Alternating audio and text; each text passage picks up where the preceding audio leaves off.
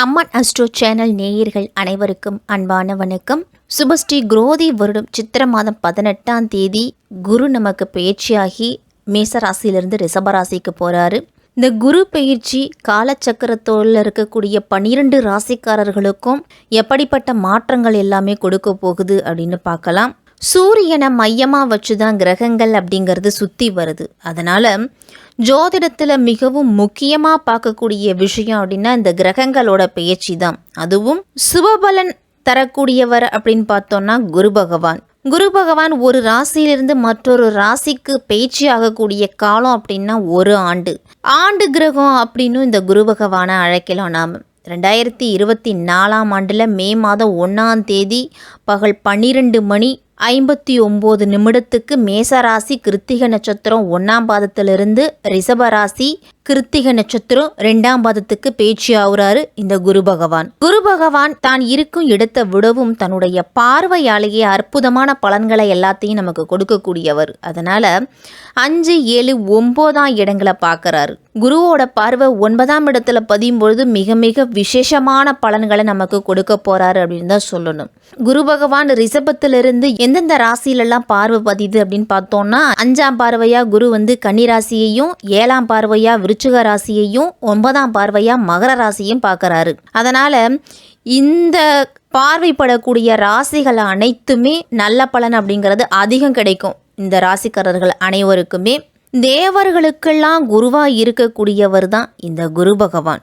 குரு அப்படிங்கிறவர் ஆசிரியர். அதனால் ஒருபோதும் எந்த ராசிக்கும் கெடுதல் அப்படிங்கிறது நடக்காது குரு பகவானால். அதே சமயம் ஆசிரியர் தவறான விஷயங்களை சரி செய்வதற்காகவும் தவறு செய்பவங்களை கண்டிப்பதற்காகவும் அதிகமாக நம்மளை கடிந்துக்குவாங்க, அதிகமாக நம்மளை எச்சரிப்பாங்க. அந்த மாதிரி தான் குரு பகவான் கெடுதல் செய்வது போல தோன்றினாலும் நமக்கு பிற்காலத்தில் நம்மளுடைய முன்னேற்றத்தை உயர்த்துறதுக்காக தான் இந்த குரு பகவான் நமக்கு இவ்வளவு பாடங்களையும் கற்றுக் கொடுத்துருக்கார் அப்படின்னு நமக்கு புரியும். குரு பகவான் ஆட்சி, உச்சம், நீசம் எந்தெந்த ராசியில் இருக்குது அப்படின்னு பார்த்தோம்னா குரு பகவான் தனுசு ராசிலையும் மீன ராசிக்கும் அதிபதியாக இருக்கிறாரு. சந்திரனை அதிபதியாக கொண்ட கடகராசியில் உச்சம் பெற்று செஞ்சிருக்கிறாரு. சனியை அதிபதியாக கொண்ட மகர ராசியில் நீசம் அடைகிறாரு. புனர்பூசம், விசாகம், பூரட்டாதி நட்சத்திரங்களுக்கெல்லாம் இந்த குரு பகவான் அதிபதியாக இருக்கிறாரு. கன்னி, விருச்சிகம், மகரம் 3 ராசிகளையும் குரு பகவான் நேரடியாக பார்க்கறதால அந்த ராசிக்காரர்களுக்கெல்லாம் தொட்டது துலங்கும், தொல்லைகள் அகலும், கெட்டது விடும் அப்படின்னே சொல்லலாம். நீங்கள் விரும்பியபடி உங்களுடைய காரிய வெற்றி அப்படிங்கிறது கிடைக்க போகுது. ரிஷபத்தில் சஞ்சரிக்கும் குரு பகவான் இடையில வக்கரம் அடைகிறாரு. வக்கர காலத்துலலாம் ஒரு சிலருக்கு சாதகமும் இருக்கும், பாதகமும் இருக்கும். இதற்கிடையில நமக்கு ராகு கேது பேச்சு நிகழ இருக்குது. இவற்றை எல்லாத்தையும் கணக்கில் கொண்டு தான் இந்த குரு பகவானோட பேச்சியால் 12 ராசிக்காரர்களுக்கும் எப்படிப்பட்ட பலன்கள்லாம் கிடைக்கும் அப்படின்னு நம்ம விரிவாகவே பார்ப்போம். உத்திராடம் 2, 3, 4ஆம் பாதத்தில் இருக்கிறவங்களுக்கும், திருவோணம், அவிட்டம் 1, 2ஆம் பாதத்தில் இருக்கிறவங்களுக்கும், மகர ராசிக்காரர்களுக்கும் இந்த குரு பயிற்சி எப்படி இருக்கும் அப்படின்னு பார்ப்போம்.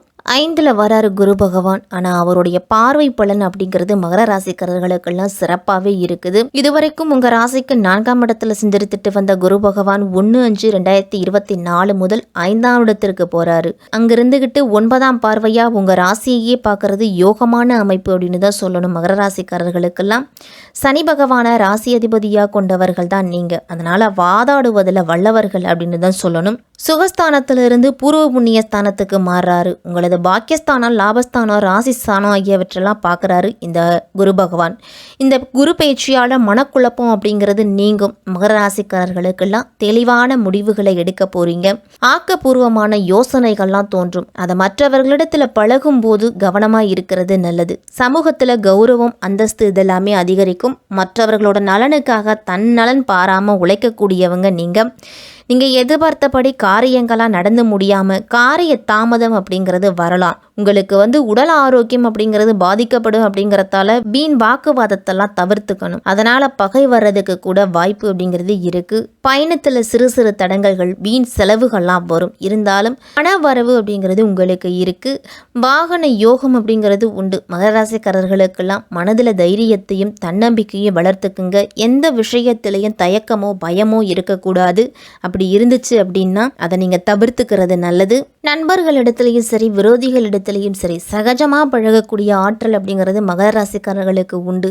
சனியின் ஆதிக்கத்துல பிறந்திருக்கிறீங்க நீங்க. உங்க ராசிக்கு 3க்கும் 12க்கும் அதிபதியான குரு பகவான் பஞ்சமஸ்தானம் அப்படின்னு சொல்லக்கூடிய 5ஆம் வீட்டுல பயிற்சியாக போறாரு. இதுவரைக்கும் இருந்துட்டு வந்த அலைச்சல், கோபம், பொருளாதார நெருக்கடிகள் எல்லாமே விலகி சகல சௌபாக்கியங்களையும் கொண்டு வந்து தரப்போறாரு இந்த குரு பகவான். 5ல் சஞ்சரிக்கக்கூடிய குரு பகவான் 1, 9, 11 ஆகிய இடங்களை பார்க்கறாரு. அதனால கடந்த கால சோதனைகள் விலகுவது மட்டும் இல்லாமல் எல்லா விஷயத்திலையும் சுறுசுறுப்பாக செயல்படக்கூடிய ஆற்றல் அப்படிங்கிறதே கிடைக்க போகுது மகர ராசிக்காரர்களுக்கெல்லாம்.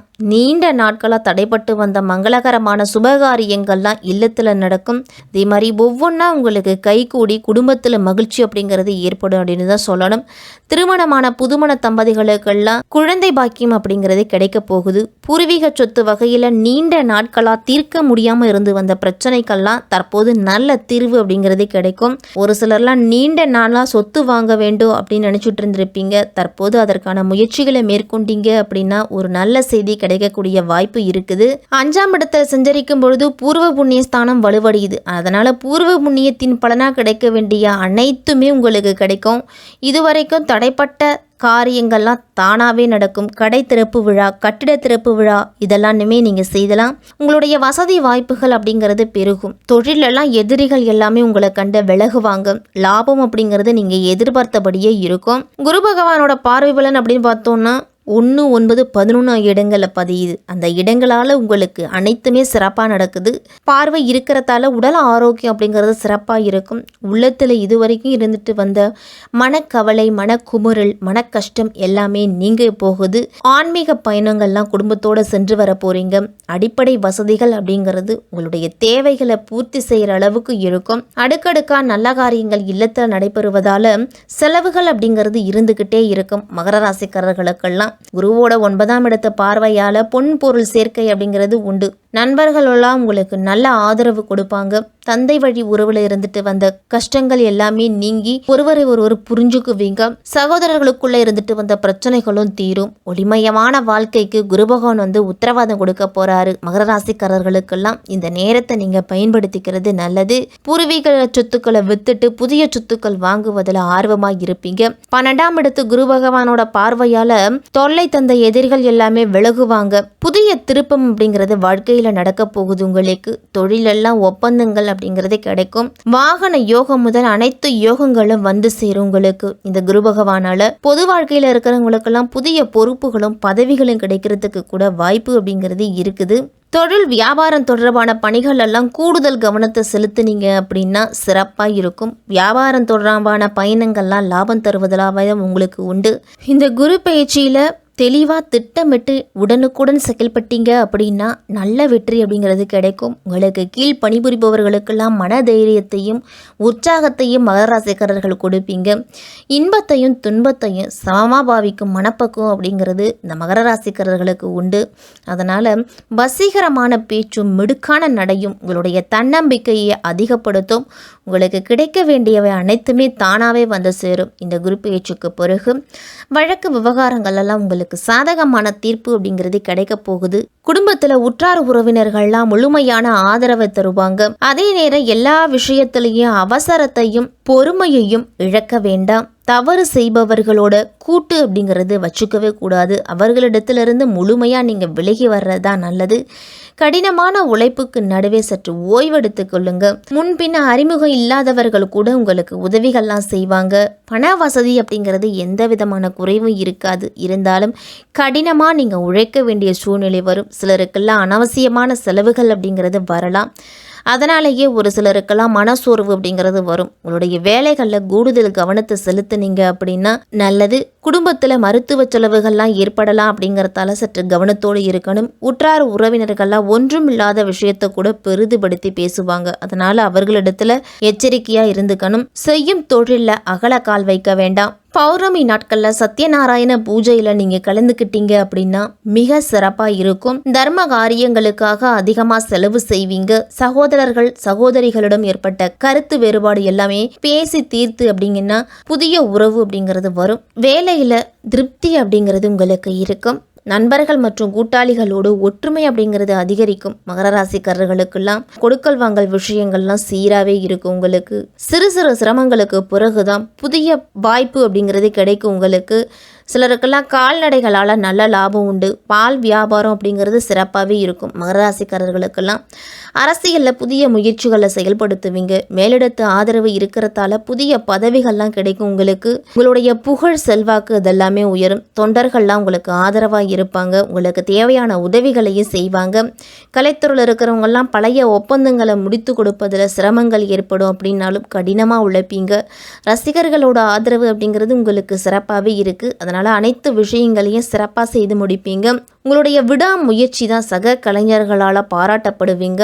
அவர்களால் உங்களுக்கு ஒரு சில வாய்ப்பும் கிடைக்கும். கணவருக்கும் உங்களுக்கும் இடையில் இருக்கும் ஒற்றுமை அப்படிங்கிறது அதிகரிக்கும். பிள்ளைகளால் சந்தோஷம் அப்படிங்கிறது கிடைக்கும். அவர்களை ஆன்மீகத்தில் ஈடுபடுத்துவீங்க. அதிகமாக மாணவர்கள்லாம் படிப்புல நல்ல மதிப்பெண்கள் பெறதுக்கு பெற்றோரோட ஆதரவு அப்படிங்கிறது தேவை. இந்த குரு பகவானோட வக்ர காலத்தில் மட்டும் கூடுதல் கவனத்தோடு இருக்கணும். மகர ராசிக்காரர்கள் எல்லாமே உறவினர்களோட பகை அப்படிங்கிறது வரும். உடன்பிறப்புகள் வழியிலையும் ஒரு சில பிரச்சனைகள்லாம் வரலாம். மற்றவர்களை நம்பி எந்த விஷயத்திலும் இறங்கக்கூடாது. வாகன பழுது அப்படிங்கிறது அதிகமாக இருக்கும். சொத்துக்களாலும் சொந்தங்களாலும் உங்களுக்கு பிரச்சனைகள் வரும். அப்படிங்கிறதால தன்னம்பிக்கையும் துணிவும் குறையாம பார்த்துக்குங்க. விரயங்கள் அதிகரிக்கும் அப்படிங்கிறதால அதை சுப விரயங்களா மாத்திக்கிறது நல்லது. இந்த குரு பயிற்சி மகர ராசிக்காரர்களுக்கெல்லாம் சிறப்பாகவே இருக்கு. வக்ர காலத்துல மட்டும் சற்று எச்சரிக்கையோடு இருக்கணும். கற்பக விநாயகர் படத்தை வச்சு உங்களுடைய காரியங்கள் நடக்கணும் அப்படின்னா இல்லத்து பூஜை அறையில வழிபட்டுட்டு வாங்க. சனிக்கிழமை தோறும் ஆதித்ய ஹிருதயம் மற்றும் விஷ்ணு சகஸ்ரநாமம் கேட்டு வாங்க. இந்த குரு பயிற்சி மகர ராசிக்காரர்களுக்கெல்லாம் பல வழிகளிலும் முன்னேற்றம் கிடைக்கும். அப்படின்னாலும் சற்று நிதானத்தோடும் பொறுமையோடும் இருந்துக்கணும். எல்லா விஷயத்திலையும் அகல கால் வைக்காம ஆழ்ந்து யோசித்து முடிவெடுக்கிறது தான் நல்லது.